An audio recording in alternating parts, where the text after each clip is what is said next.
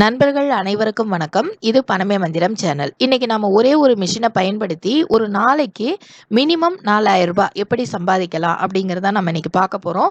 இது பார்த்தீங்கன்னா ஒரு சுற்றுச்சூழலுக்கு ஒரு நல்ல ஒரு பொருள் அப்படின்னே நம்ம சொல்லலாம். சாதாரணமாக பழைய காலத்தில் பார்த்தீங்க அப்படின்னா மண்ணால் ஆன பாத்திரங்கள் பயன்படுத்தணும். அதுக்கப்புறம் இரும்பு அணிச்சு, அப்புறம் சில்வர் அணிச்சு, அதுக்கப்புறம் பார்த்தீங்க அப்படின்னாக்கா கிளாஸ் பயன்படுத்தணும். நெக்ஸ்ட் பார்த்தீங்க அப்படிங்கும்போது இப்போ என்ன யோசிக்கிறோம் அப்படின்னாக்கா பேப்பரால் அந்த கப்ஸ் பிளேட்ஸ் இதெல்லாம் பயன்படுத்திட்டு இருக்கோம். இப்போ இந்த பேப்பர் கப்ஸ் கூட பாத்தீங்கன்னா உங்களுக்கு ஒரு பேப்பர் கப் மக்கிறதுக்கு 3 வருஷம் வரைக்கும் ஆகுதுன்னு சொல்றாங்க. அப்போ பயோடிகிரேடபிள், அதாவது எளிதில் மக்கக்கூடிய பாய்சன் இல்லாத ஒரு பொருளால நம்ம அந்த கப்ஸோ பிளேட்ஸோ பவுல்ஸோ பண்ணி சேல் பண்றது அப்படிங்கிறது இப்போ ரொம்ப ஃபேமஸாக இருக்கு. அதை பற்றி தான் நம்ம இன்னைக்கு பார்க்க போகிறோம் இந்த வீடியோவில். இது வரைக்கும் சப்ஸ்கிரைப் பண்ணலைன்னா மறக்காமல் சப்ஸ்கிரைப் பண்ணி பெல் பட்டனை கிளிக் பண்ணிட்டு வாங்க, வீடியோக்குள்ளே போகலாம்.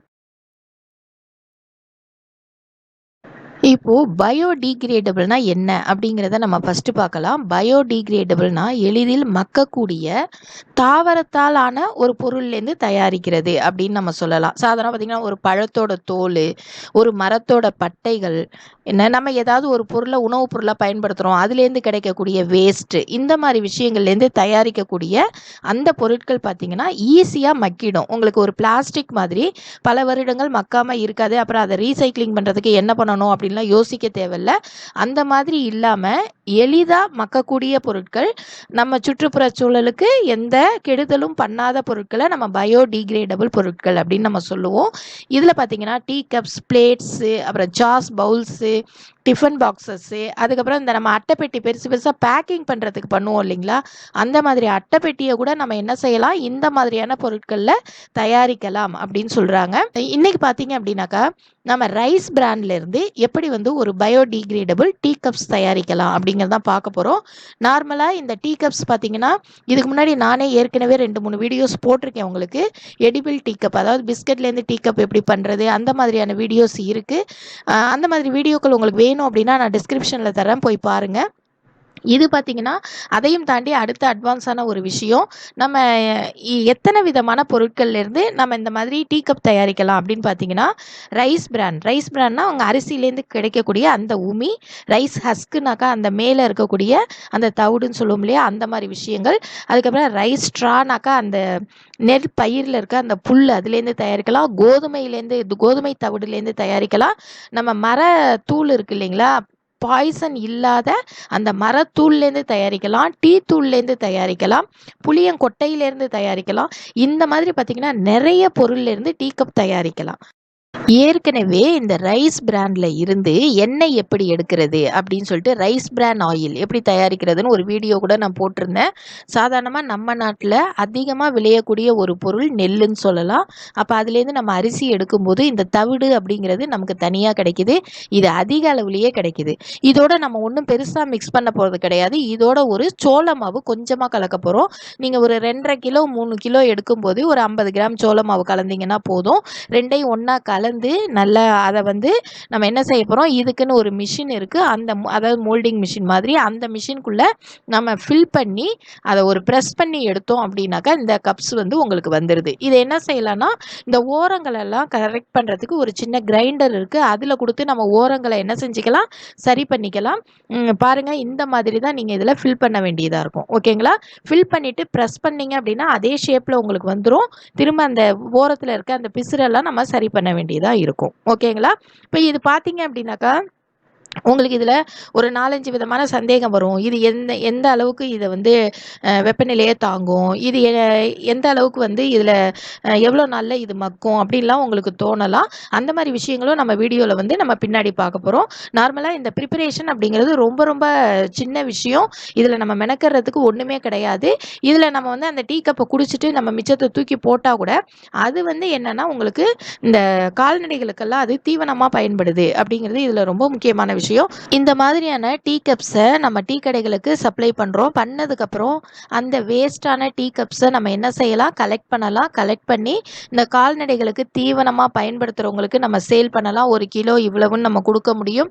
அதே நேரத்தில் இந்த உரங்களாக பயன்படுத்துகிறவங்களுக்கு இதை கொடுக்கலாம். ஏன்னா இது ரொம்ப ஈஸியாக மக்கி போகக்கூடிய ஒரு பொருளாக இருக்குது. ஓகேங்களா, ஏற்கனவே சொன்ன மாதிரி இதில் எல்லா விதமான பொருளும் நம்ம தயாரிக்க முடியும்.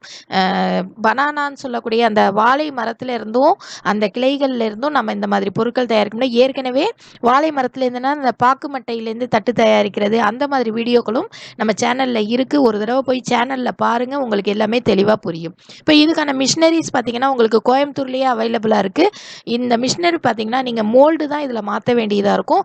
ஒன்னொன்னும் ஒவ்வொரு விதமாக இருக்கு. ப்ரொடக்ஷனுக்கு தகுந்த மாதிரி, கரண்ட்டு யூஸ் பண்ணுறதுக்கு தகுந்த மாதிரி உங்களுக்கு இதனுடைய ரேட் வந்து வேரியேஷன் ஆகுது. இது வந்து எக்ஸ்போர்ட்டும் பண்ணலாம். நீங்கள் எந்த இடத்துல நீங்கள் வந்து இந்த பொருளை மிஷினை வாங்குறீங்களோ அவங்களே என்ன செய்கிறாங்க, இதுக்கான ட்ரைனிங்கும் கொடுக்குறாங்க. அங்கேயே நம்ம என்ன செஞ்சுக்க முடியும், ட்ரைனிங் எடுத்துக்க முடியும்.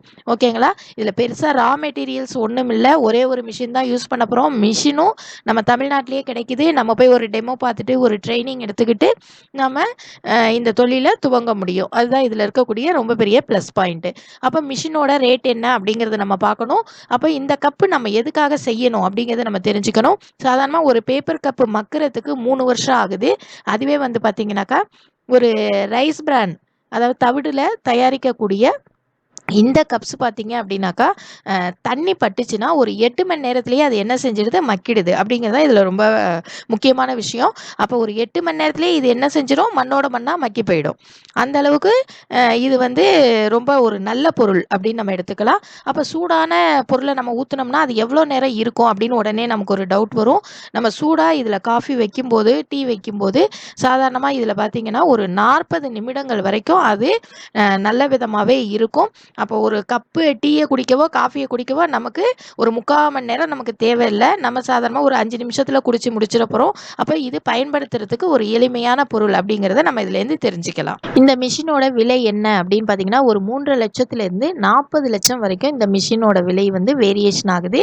நீங்கள் என்ன மாதிரி வாங்குறீங்க, எத்தனை பொருள் அதில் தயாரிக்க போகிறீங்க, என்ன மாதிரி மோல்டு யூஸ் பண்ணுறீங்க, என்ன ப்ரொடக்ஷன் கொடுக்குது, எந்த அளவுக்கு இபி அந்த கரண்ட் சப்ளை அதுக்கு வேணும், இதை பொறுத்து இதோட ரேட் வந்து உங்களுக்கு மாறுது. ஓகேங்களா?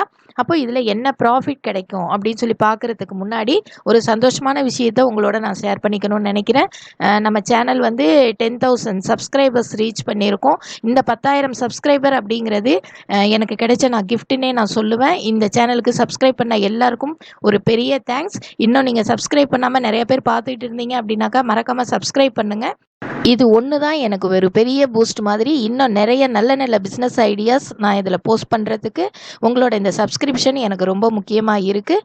இப்போ நம்ம இதுக்கான ப்ராஃபிட்டை பார்க்கலாம். ஐஸ் பிராண்ட் டீ கப் ஒரு கப் மேக் பண்ணுறதுக்கு எவ்வளோ செலவாகுதுன்னு பார்த்தீங்கன்னாக்கா 50 பைசாவிலேருந்து 70 பைசா வரைக்கும் செலவாகும். இதே ஒரு கப்பை நீங்கள் விற்கக்கூடிய விலைன்னு பார்த்தீங்கன்னா ₹1.50 ₹1.70 வரைக்கும் நீங்கள் என்ன செய்யலாம், சேல் பண்ணலாம். நீங்கள் இந்த மாதிரியான அந்த தவிடெல்லாம் வாங்கும்போது நீங்கள் ஹோல்சேல் ரேட்டில் நீங்கள் பர்ச்சேஸ் பண்ணால் மட்டும்தான் நீங்கள் இந்த அளவுக்கு ஒரு மேக்கிங் காஸ்ட்டில் நீங்கள் பண்ண முடியும். சும்மா 1 கிலோ 2 கிலோ அப்படிலாம் நீங்கள் வாங்கக்கூடாது. பிஸ்னஸாக பண்ணும்போது நிறைய வாங்கிக்கணும். அந்த மாதிரி வாங்கினீங்க அப்படிங்கும்போது இந்த பிஸ்னஸ் வந்து உங்களுக்கு நல்லா கட்டுப்படி ஆகும். அப்போது ஒரு கப்புக்கான லாபம் அப்படின்னு பார்த்தீங்கன்னா ₹1 அந்த லெவலில் இருக்குது. இதுவே நீங்கள் ஒரு நாளைக்கு நீங்கள் 4000 கப்ஸ் தயாரிச்சிங்க அப்படின்னாக்கா நமக்கு ₹4000 அப்படிங்கிறது லாபமாக இருக்குது. இதுவே நீங்கள் ஒரு மாதத்திற்கு இதே மாதிரி இந்த பிஸ்னஸை நீங்கள் தொடர்றீங்க அப்படிங்கும்போது ஒரு மாதத்துக்கு உங்களுடைய லாபம் அப்படிங்கிறது ₹1,20,000 என்ற அளவில் இருக்குது. இதில் நீங்கள் வந்து இன்னும் கூட ஒரு 10,000 20,000 நீங்கள் ஏதோ ஒரு செலவுக்கு லெஸ் பண்ணால் கூட ஒரு மாதத்திற்கு ₹1,00,000 நீங்கள் தாராளமாக இதில் என்ன செய்ய முடியும், ஏர்ன் பண்ண முடியும். ரெண்டாவது, இது புதுசாக வரக்கூடிய ஒரு தொழில் அப்படிங்கிறதுனால இது நிறைய நீங்கள் வந்து மார்க்கெட்டிங் பண்ணுறதுக்கு உங்களுக்கு ரொம்ப ஈஸியாக இருக்கும். ஆனால் இதை கொஞ்சம் இறங்கி தான் நீங்கள் மார்க்கெட் பண்ணணும். மற்ற கப்ஸ் உபயோகிக்கிறதுக்கும் இதுக்கும் என்ன டிஃப்ரென்ஸ்னு சொல்லி தான் நம்ம என்ன செய்ய வேண்டியிருக்கும், இதை சேல் பண்ண வேண்டியிருக்கும். ஓகேங்களா? இந்த வீடியோ உங்களுக்கு ரொம்ப பிடிச்சிருக்கும்னு நினைக்கிறேன். பிடிச்சிருந்தா லைக் பண்ணுங்கள், ஷேர் பண்ணுங்கள், மறக்காமல் சப்ஸ்கிரைப் பண்ணுங்கள். தேங்க்ஸ் ஃபார் வாட்சிங்.